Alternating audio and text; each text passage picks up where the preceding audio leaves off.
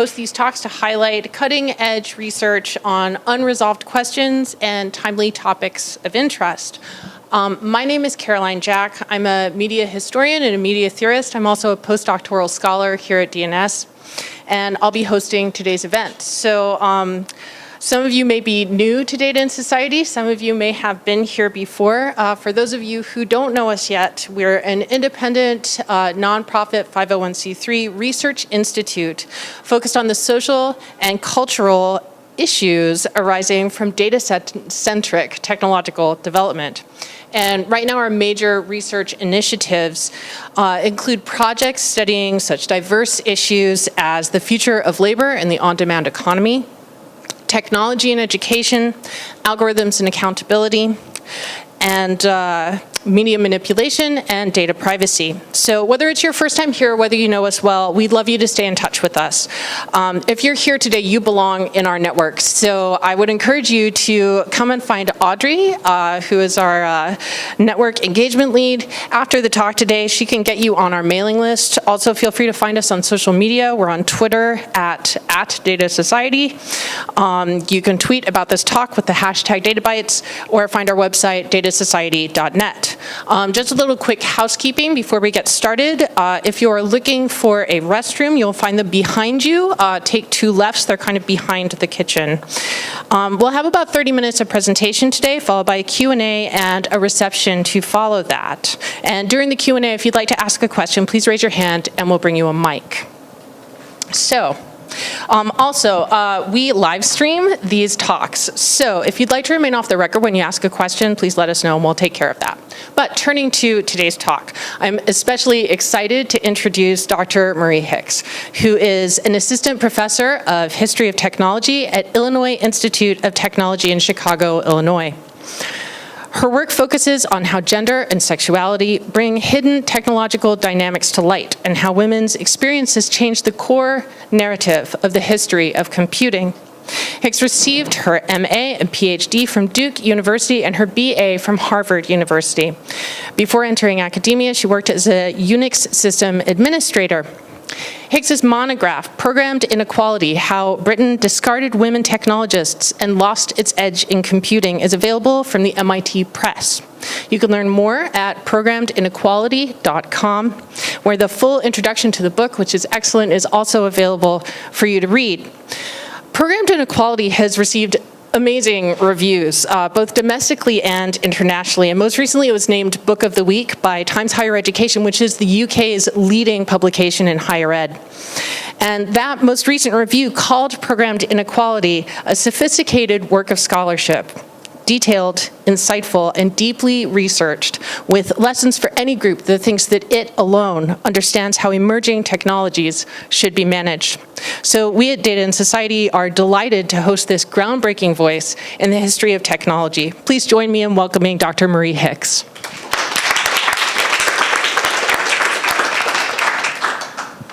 Hi, everybody. How's this doing on sound? Is that good? A little bit closer. So thank you so much for that introduction, Caroline, and thank you for coming today. Thank you for having me here. My talk today is called Why We Should Care About the Failure of the British Computing Industry. And I'm excited to talk to you about it. This is, as Caroline mentioned, part of my new book, which just came out from MIT Press about 2 months ago. So I'm excited, but I also want to warn you up front that this story is kind of a downer. One of the great things about talking about women in computing right now is that it's a topic that's sort of on everybody's mind at the moment. It's been getting a lot of press, it's in popular culture, and there are a lot of different ways of looking at the issue.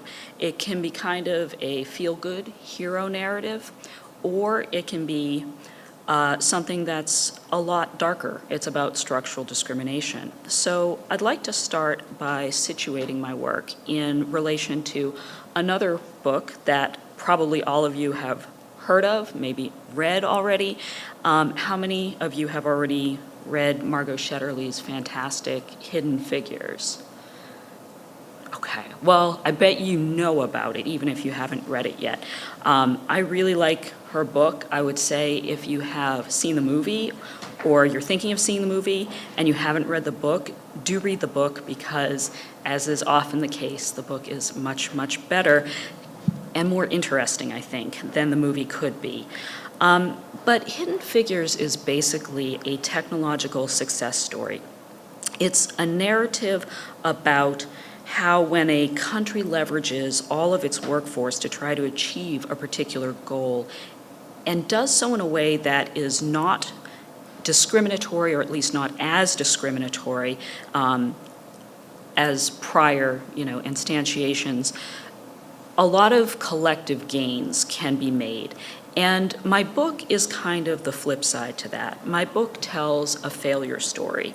It's showing in really gory, drawn-out detail what happens when nations and their institutions not only discriminate and thereby deprive themselves and all their citizens of the fruits of the labor of huge swaths of their population, but also when they make this discrimination part and parcel of a new technological order.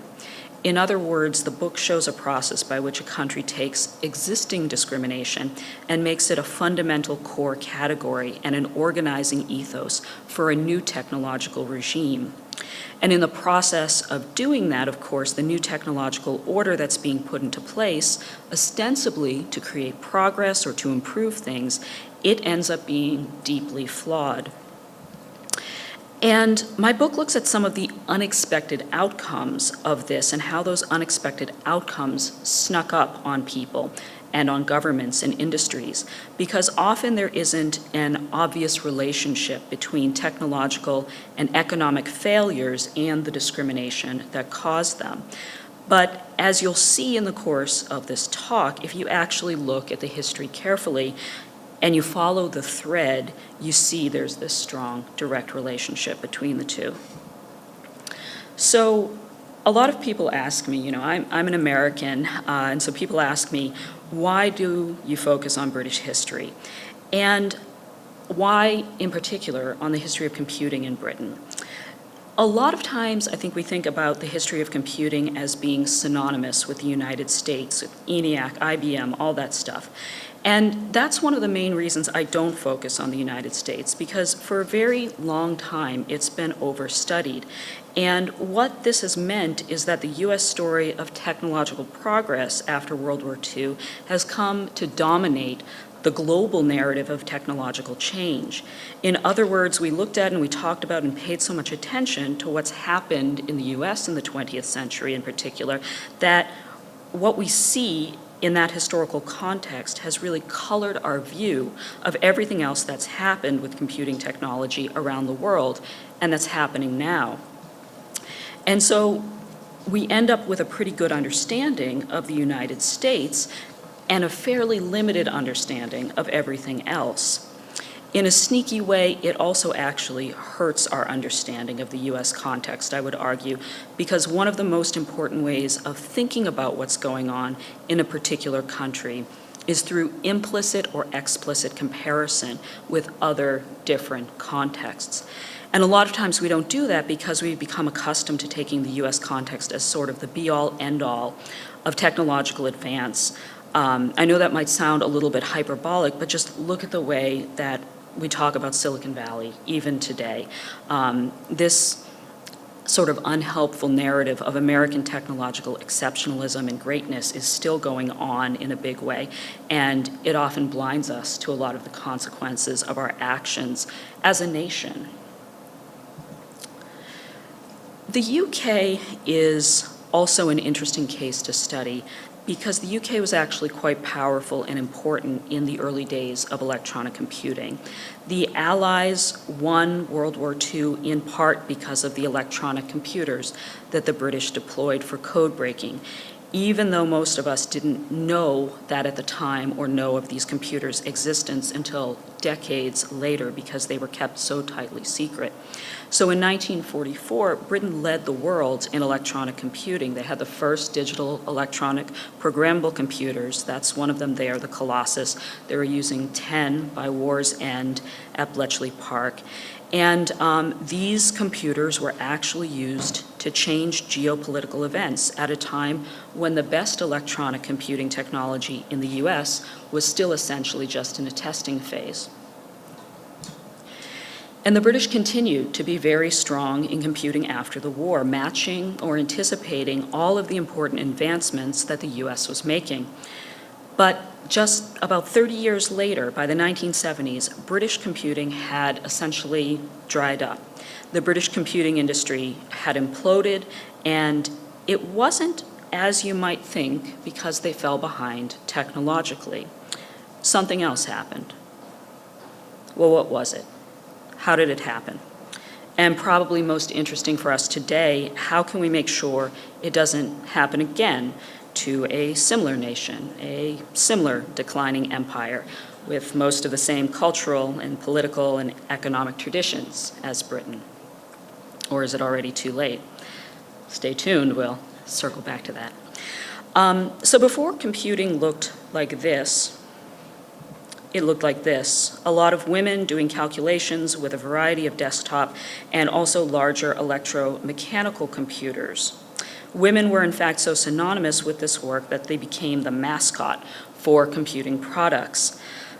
Here's the famous Powers girl, who was used to make Powers SAM-ass computing equipment more palatable to the people who would buy it in industry.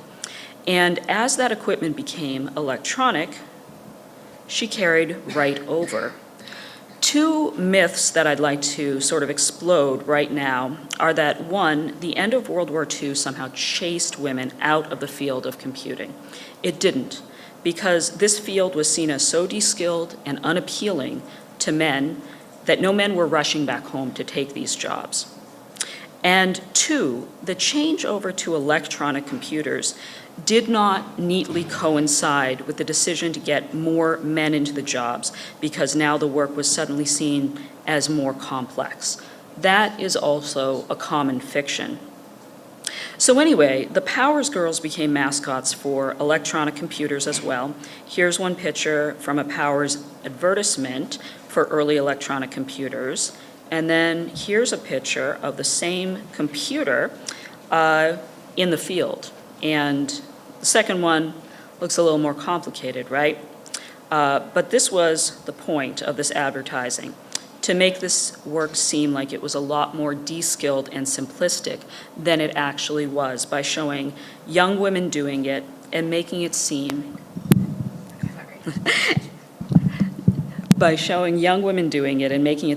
like it was sort of a push-button type of job.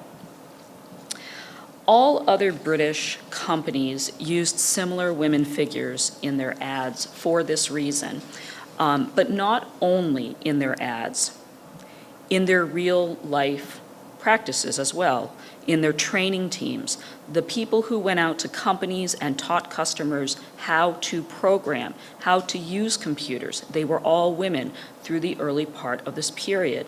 Here's a picture of one such training team at a major company in the mid-1960s. And here's a picture of a woman who went around the world as far afield as Australia to train customers who'd bought British computers.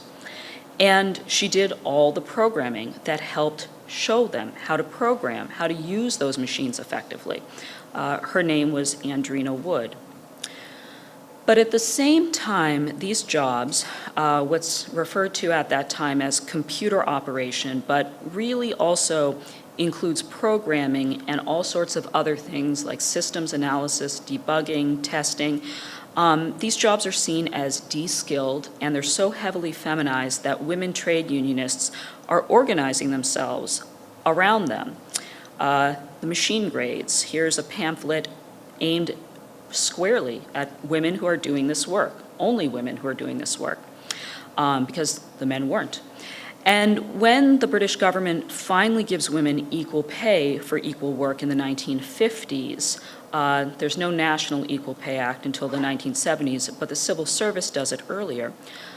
But the hook here is that the majority of women working in the civil service, they did not get equal pay when equal pay was enacted, because they're trapped in these feminized job grades, the machine grades.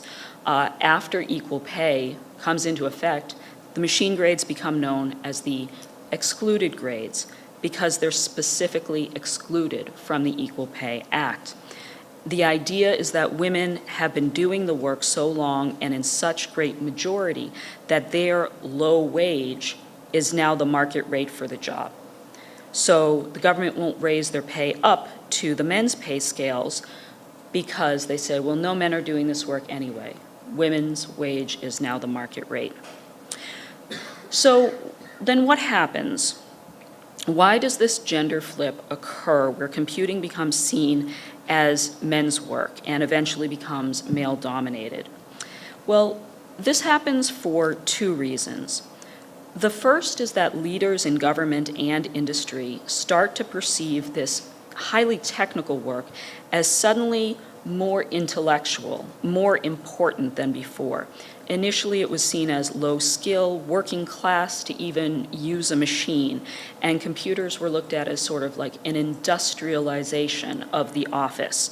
But as they become more numerous and more powerful and a bit better understood by the management levels of government and industry, government officials in particular start to think that it's not appropriate anymore to have such de-skilled, implicitly unreliable workers in charge of these machines. So they mount this huge push to get more reliable, management, aspirant, career-oriented people into these jobs. And they exclude from this pool all the women who are already doing these jobs. They don't want to choose people from the pool of essentially technologists that they already have. There's a striking example that I talk about in my book of a woman who trains her two replacements. It's two young men who are going to become sort of these management level technocrats, and they don't know anything. So when they're hired, she's training them. She's also doing all of the programming and testing and debugging for these critical long-term computing projects in the government's main computer center. But after a year or so of training, they step into management roles, and she gets demoted to an assistantship below them with the expectation that she will soon leave because career-wise there's nowhere for her to go. And that was by design, not by accident. The idea that, was that women would leave to have families, so they were never really given career opportunities. And in fact, they were actively held back when they sought career opportunities. That's how the UK actually got one of its most important freelance software companies, started by Stephanie Shirley, who used to sign her name Steve on her letters to get her foot in the door, get more contracts. She left her job in government and started her own programming company in the 1960s for this very reason, because she couldn't get through the, not even glass ceiling, more like steel ceiling at that point. And she went on to become a multimillionaire and write some of the most important software that British government agencies used in the 1960s and 1970s. And this process of pushing women out of the field obviously causes a huge reduction in available talent, and it also causes, as you can imagine, a lot of labor shortages, programmer labor shortages in particular, which in turn causes the government to centralize their computing installations more and more to accommodate this small number of people that they now have to run them. And in the process, the government forces the companies in the British computing industry to continually merge down, eventually into one large company that can then provide the sorts of massive mainframe solutions required for this kind of work centralization. So these decisions made about labor have a very strong effect on the organization of industry and on technological design. And this is a very real problem because it meant that the government was getting the British computing industry to focus on producing larger and larger mainframes during a period when the mainframe's on the way out and smaller decentralized systems are becoming the norm. So nobody wants to buy what the British industry is now producing in terms of computers. And in fact, once this massive mainframe product line that the government was really pushing the industry to produce comes out, by that point, the British government doesn't even want it anymore. And the British computing industry effectively crumbles.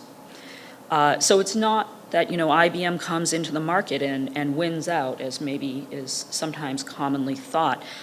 Basically, they come in and they have an easy time capturing a market after the UK industry has been effectively destroyed. So what are the takeaways here? I think the first takeaway is maybe to realize that this type of structural discrimination is not evolutionary. It's not something that just happens. It takes an awful lot of effort and an awful lot of planning to create a situation in which women are kept in certain jobs and men are kept in certain other jobs, or in which people of different races are kept apart. When we stand here in the present and we look at some of the problems that we have with hiring a more diverse workforce in technology, a lot of people, a vocal sector of the tech sector, and oftentimes people who are doing the hiring, they sometimes throw up their hands because they're taking a very presentist view and they say, we can't find any good candidates. We don't know how this happened and, we don't know how to fix it. And that's really, problematic. If you work in institutions that have been specifically built to exclude and to order things in a particular way, you really can't be surprised when, by continuing to work within those institutions, you are part of the system replicating and strengthening the current state of affairs, which is problematic. And people sort of take it, for granted. It becomes the norm rather than being seen as the highly artificial and engineered system it actually is. We still have this fiction of meritocracy as being something that exists. And this idea is very, very damaging because it tends to make us think that if we just, say, stuff more women and minorities into the pipeline and give them the right skills, we can somehow fix the situation without ever changing the structures that created it. Obviously, meritocracy can't fix things when meritocracy doesn't exist. And sometimes I get frustrated with the rhetoric about equality and diversity coming out of tech companies. Pardon me. Tim Cook, just recently made a well-reported comment. If we keep underutilizing women in STEM, we're going to fall behind in the United States and Silicon Valley. And while I think it's great that folks at his level are finally realizing that and being open about it, a lot of this remains just rhetoric. It often also produces diversity initiatives that end up only reifying the structures that created the problems in the first place. A lot of times when I hear well-meaning things like this coming out of Silicon Valley, statements about wanting to fix the gender problem, you often see that they're sort of saying that they want to swim against the tide to get back to shore, to fix this problem. But they want to actually do that without, say, moving their arms and legs. Silicon Valley has professed this cult of disruption. But as we've all seen, it's a lot less disruption sometimes than doubling down on sort of the current order and heightening existing power differences. So one thing that I wanted to mention too about this is that these diversity initiatives have a very, very long history.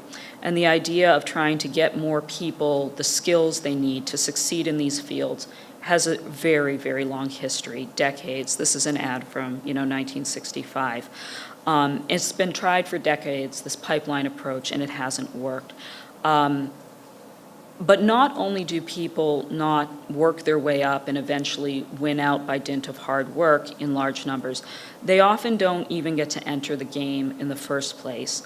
I wonder if Tim Cook knows the statistic, and this is from NCWIT, that 40% of all women who earn a degree in a STEM field in the US today never hold a job related to that degree.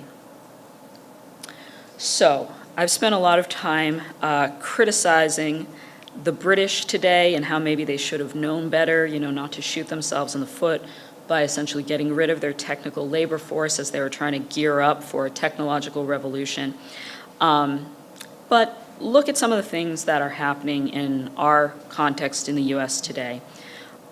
We've recently elected a government that's decided discrimination of all kinds is somehow more beneficial for our country, all the while seeing how much it damages it.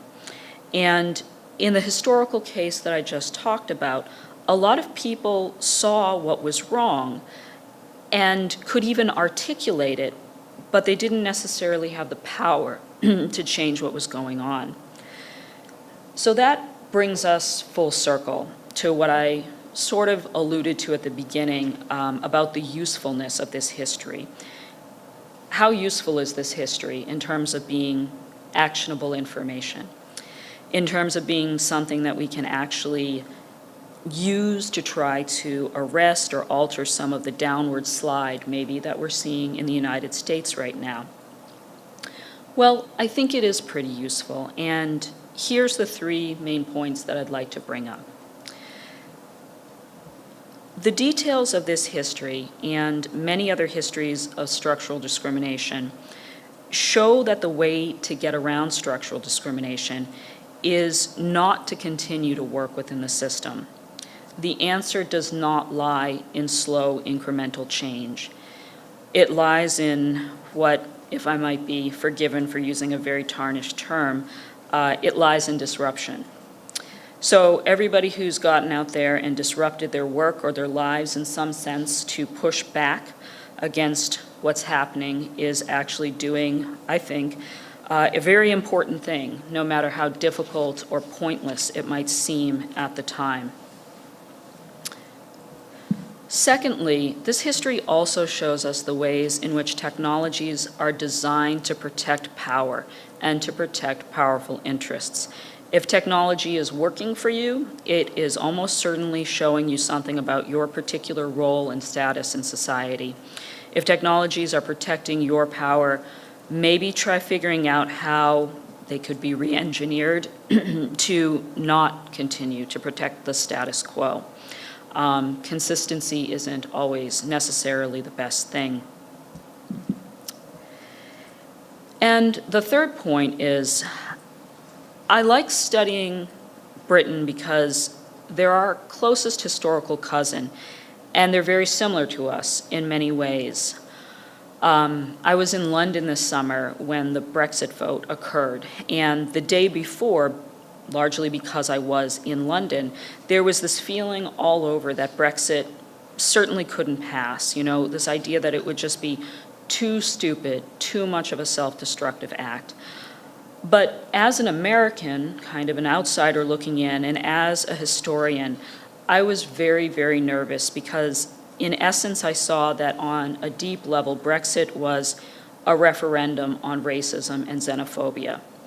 And whenever I see something like that being left to a popular vote, I get very, very nervous. And when I woke up the next day and saw that it had passed, like everybody else, I felt kind of sick. But it wasn't just because I was so concerned about Brexit per se. It was because I had realized in the days leading up to the vote that this was basically a dress rehearsal for the American presidential election. An election that was also going to be a referendum on racism and xenophobia. So Brexit was a harbinger, but it was also an event that changed history to alter the things that came after it in the timeline. It emboldened white supremacist voices, not just in the UK and Europe, but in the United States as well. And once those voices had been so emboldened, and our media began to fall into line behind them, and our industrial leaders also began to start to fall into line and normalize them to an extent, just in case, just to make sure that they could preserve their position of power in our country if those people retook the White House. This was enormously destructive and also completely expected. Hedging one's bets in this way is not simply a self-protective measure. It always has a material effect on the outcome of the game. So, to finish up, given everything that I've talked about today, I want to ask you a little bit more about what you think is the real problem here, the lack of diversity in STEM. And for whom is it really a problem? In other words, who are we really concerned about when we say we want to solve this problem? If we focus on it as an economic problem, as something that hurts nations and economies, what does that say about our commitment to civil rights? That they're mainly good in as much as they're profitable? So I'd like to ask your help in sort of turning this issue on its head. Discrimination wrecks economies, that is true, but more importantly, it wrecks lives. And I'd like to ask, despite what I've talked about today, if you think that market value or technological progress should really be the metrics by which we approach and envision social change and justify this fight for civil rights. So thank you very much. If you want to tweet at me, that's my handle, and you can also hashtag Databites as well.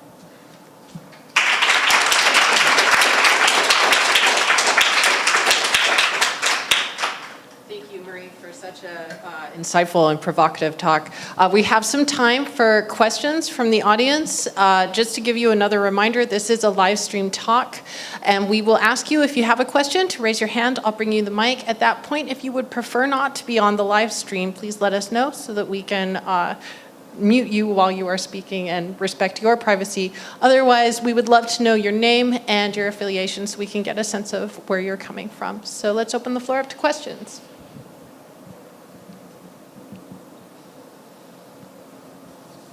Well, I can start things off if I can take the announcer's prerogative to do so. There was an image you showed from, I believe it was from 1957, and you mentioned how the actual work of working with this computer was a lot more involved than simply pressing a button. I was struck by not just the contrast between those two images, but in this image, this first image, the vernacular of this image brought to mind what I imagine to be similar advertisements during the time period for home appliances. And this sort of rhetoric of making less work brought to mind Bruce Schwartz-Cowan's work. Could you talk a little bit about the discourses of skilling that happened around this and how this might be less work, or if it was more work, is it just work that got shunted to someone else?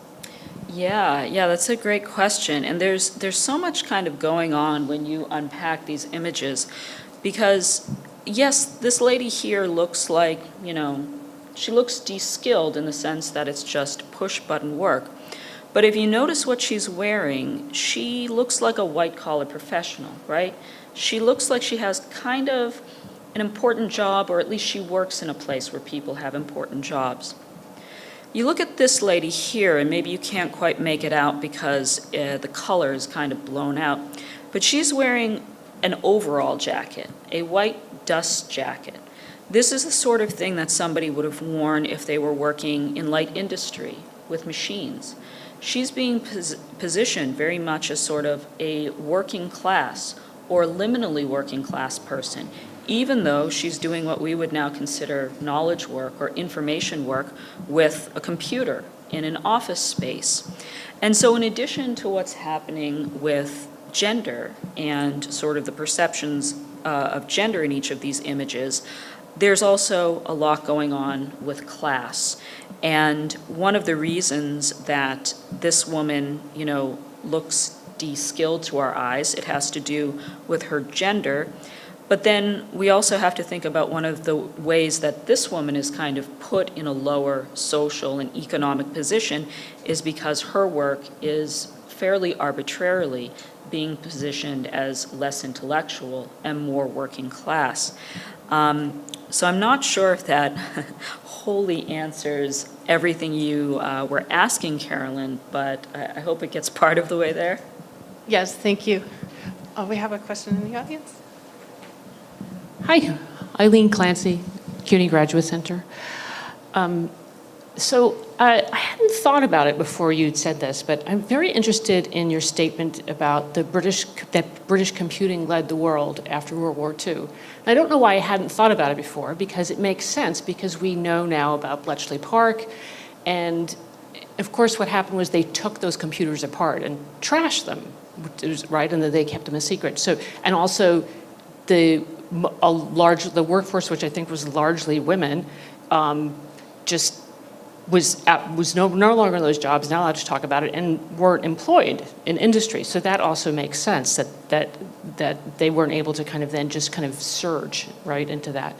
At a time that you said the U.S. technology was still in the testing phase. So I wonder if you could relate that to, there's so many wonderful characters in these stories of British computing, and particularly, if people don't know here, Dame Steve Shirley, who has this sort of wonderful, incredible life story, a true innovator, and also made really, really powerful enterprise-level software. So I wonder if you could talk about some of these characters and how it really was extraordinary what they were doing. Sure.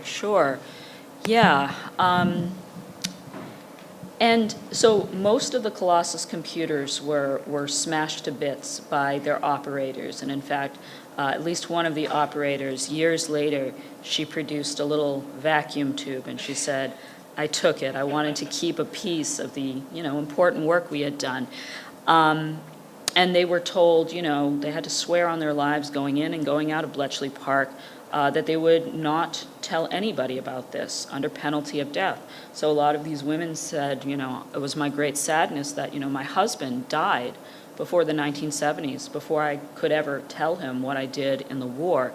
But that disjuncture aside, the British did still come out of World War II very strong in computing, because at this point, the field is really small on both sides of the Atlantic. And the government was still working on computing initiatives. Manchester University, Cambridge University, of course, they had big, for the time, computing initiatives going on. And so they're matching or leading all U.S. advancements. To talk a little bit more about characters in the story, and I know that sometimes it's frustrating for people, and it's frustrating for me to tell a story where I'm talking about classes that sometimes flatten people and that don't lend themselves to individual stories. One of the reasons that happens is because a lot of these individual stories are of exceptional individuals who, unfortunately, because they're exceptional, aren't that explanatory, don't really show what's going on for the larger mass of people. But I think Steve Shirley's story really does work to kind of show what's going on more broadly, so I'm glad you picked her out. She's also a product of World War II, just like electronic computing.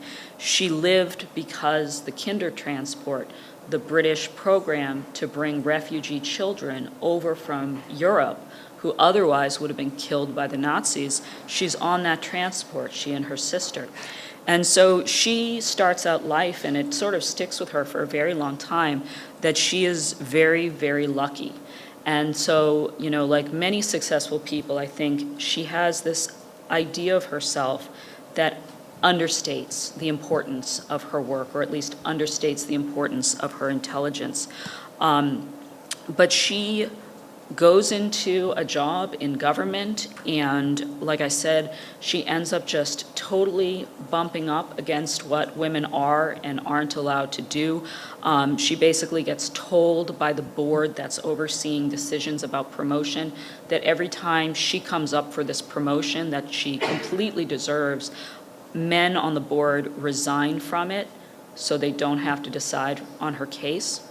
And so she just eventually decides, even though she really doesn't have another great option, she has like, I don't know, some tiny amount, like 12 pounds in capital or something, and she goes and takes out loans, and she starts this freelance programming company. And, you know, she's doing things that are totally new in a field that is evolving at the moment, and she says, well, sort of, I was in the right place at the right time, I couldn't but succeed. Well, yes and no. She was doing these things right in the right time and the right place. And just by the fact that we know her half as Steve Shirley instead of Stephanie Shirley, because she had to sign her name, you know, she had to come up with a fake name in order to get her foot in the door, it shows that it wasn't merely, you know, right time, right place. But the 60s were a period where women like this, and also men, could do more, kind of leapfrog, get farther than, a little bit of feedback, than they could later on, once the field has professionalized. Because one of the whole points of professionalizing is that it acts as a gatekeeping mechanism. Professionalization is about saying who belongs and who doesn't, and thereby raising the status of a particular kind of work, which, as you can see from this history, sorely needed its status to be raised if people were going to take it seriously as important, legitimate work. We have another question in the audience? Could you maybe just say a little bit more? I don't think that everybody would know what she did. Could you just say a couple of the things that, like, her accomplishments? I mean, just to... Sure. So, like, she did a lot of software programming for government projects, including military projects. So her software basically enabled other technological developments that were being made in the British military, in the British government. All of these things that, you know, is sort of becoming too complex for people to program in-house, in large part because they were discounting huge swaths of their labor force. She got hired in to basically come and be a problem solver. And so, yeah, she worked on some really critical, like, infrastructural software for British government and also for British industry. We have another question. Hi there. I'm sorry. I really enjoyed your talk. My name is Rafi Santom at NYU and Indiana University.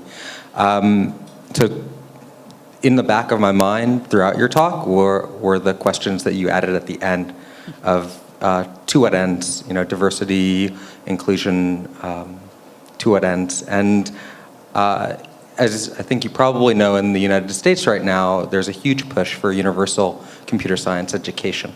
And in some of the work, I work in education, some of the work that we do, we've been analyzing the discourse that's justifying universal computer science education. And within that, a significant subset of the discourse is around diversity. And some of it tracks to kind of your classic Benetton kind of access. We just need different faces. Some of it tracks to you know, a more inclusion. We need to change our hiring practices, our employment practices, what the culture of the workplace is actually like. And then a very, very, very teeny little bit tracks to a more transformative vision of having diverse workforce, which is changing what problems these companies and these industries actually solve, as opposed to just kind of reinforcing. And it's amazing how much the just underlying economic imperative and nationalist imperative is really present even amongst a lot of progressive, you know, education reform folks. You know, part of that is, I think, you know, about our current landscape and, you know, funding and, you know, how do you rationalize it and what do these companies want that are pushing it? You know, they're like, well, we need our engineers, and we also just need to check our box. But I'm just curious, from your position as a historian, looking at how things played out in the UK, just how those different purposes, of either access or inclusion, changing the culture of industry versus transformation of what problems it aims to solve. Like, are there lessons that you have for us here as this kind of high rhetoric starts to play out in our education system and beyond, because it is about implicating those industries in a change process too. So I don't know if there's a clear add-on there. No, I think that's a really, really critical question and important point. And, full disclosure, I teach engineers primarily. So at Illinois Tech, basically, we're providing education and training for folks who want to get an engineering degree, so much so that I don't work within a history department. I work within a catch-all humanities department where we have sort of linguists and historians and just sort of a small group of humanists clutched together because maybe it's important to have humanities in the engineering curriculum. And one of the things, that I think is good about our institution is that we do focus on trying to get and help first-gen students, and we have a lot of international students, and you can see sort of part of the mission, and the institution started out this way. Part of the mission is sort of like this kind of social, raising up people, socially and economically. And I oftentimes have, a lot of guilt, or this is very fraught for me, because I see that the more people that we train to go into this field, the more devalued we encourage the field to be, right? The reason it's important and prestigious now is in large part because of this history of labor shortage. And even today, we're already seeing ways in which people who have exactly the same skills and are doing exactly the same jobs, how they're being, pushed down again. I have friends who are H-1B visa workers who do exactly the same work as, white American-born men, and their salaries at the same companies, they do not compare. And the way they're treated is materially different just by virtue of their sort of livelihood and their position in the country being tied to this visa, which can be quite hard to move around from company to company. So they can't, sort of job hop as freely to get a better position within the industry, even if they're in Silicon Valley, which has, ostensibly it has a lot of opportunities if you have that freedom to move around easily. So I guess what I'd say is I don't have, a terrific kind of zinger answer to your question. But I think the reason that we focus so much on trying to fix, this civil rights issue by arguing, well, it's economically beneficial to do so, is because we think that that's going to be the most convincing argument, that that's going to get us the furthest, the fastest. And I would just say that history shows that is not true. And we need to disabuse ourselves of that notion. We need to come right out and say what we really think, what we really want. Because like you said, I think a lot of the people who use this line of argumentation, it's maybe their secondary or their tertiary reasoning, but they use it because they think it's going to get more attention, more buy-in, more grant money, more rich companies listening to their message.